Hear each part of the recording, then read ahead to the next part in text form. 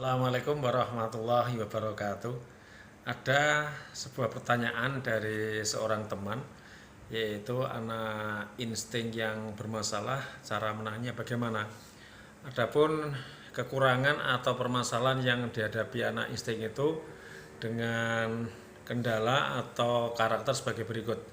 Dia suka bohong, misalnya mengerjakan PR dia tidak mau karena bilang tidak ada PR padahal ada PR, kemudian bilang sudah sholat padahal belum sholat, dan seterusnya ya. Ini anak insting usia 11 tahun, temannya hanya sedikit, hanya 3 orang, kemudian orang tuanya jarang komunikasi, kemudian anak sering main HP di kamar sendirian.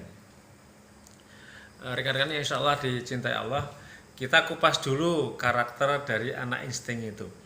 Insting itu otaknya mengendalikan jantung, organ terkuatnya juga jantung.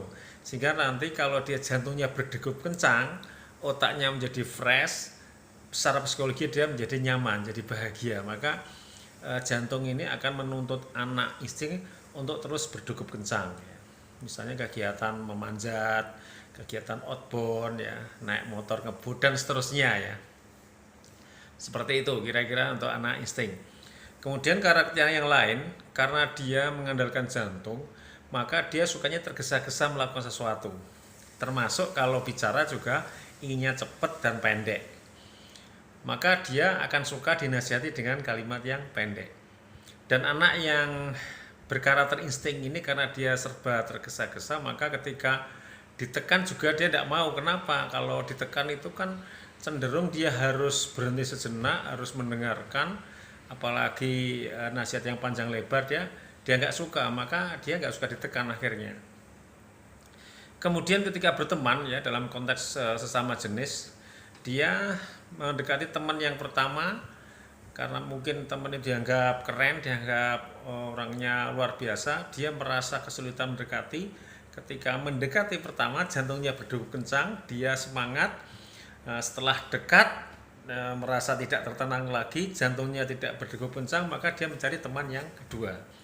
Demikian juga teman yang kedua ketika pertama kali berkenalan berdegup kencang karena dia harus melakukan pendekatan, semangat, begitu akrab, dia butuh tantangan lagi, cari teman yang ketiga terus. Maka anak insting itu harusnya temannya banyak, tapi ini temannya cuma 3 orang.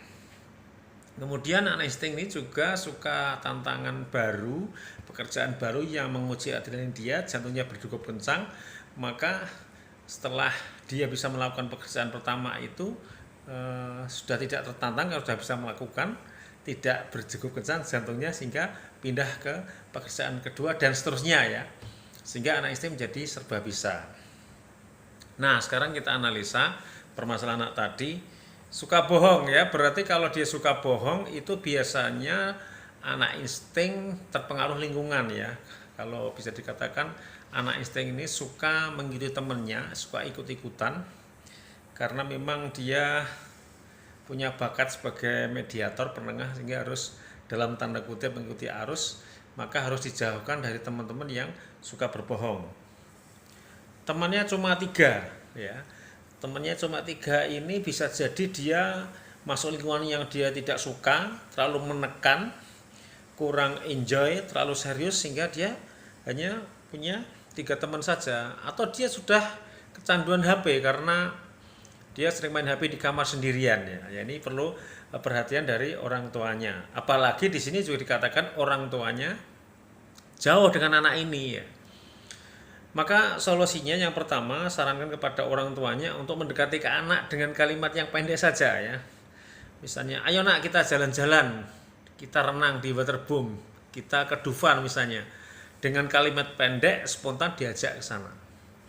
Mudah-mudahan dengan seperti itu, orang tua mendekat dengan pola kalimat yang tepat untuk insting, yaitu kalimat pendek dan mendadak ya, spontan, itu anak akan nyaman dan mau mendekat ke orang tuanya.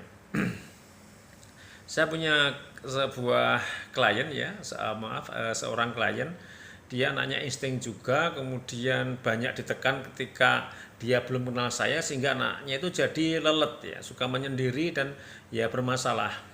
Terapinya adalah waktu itu saya minta ketika nengok di pondok pesantren, karena anak ini pondok ya, masih tingkat SD, saya minta untuk memboncengkan motor, menengok dengan motor, dan ketika ditengok tersebut diajak jalan-jalan, anak ini yang megang gasnya tangan kanan, yang tangan kiri bapaknya, stang kiri bapaknya, persneling rem bapaknya. Dengan terapi seperti itu, jantung anak ini berdegup kencang, alhamdulillah bisa meningkat, karakternya menjadi lebih baik, bisa bergaul dengan nyaman dengan temannya, dan dari sisi ranking belajarnya di kelasnya dia juga meningkat. Demikian rekan-rekan, sedikit pencerahan dari saya untuk penanganan anak insting. Silakan kalau mau bertanya bisa komen di bawah ini atau japri ke WA saya. Demikian sedikit inspirasi dari saya tentang anak insting. Assalamualaikum warahmatullahi wabarakatuh.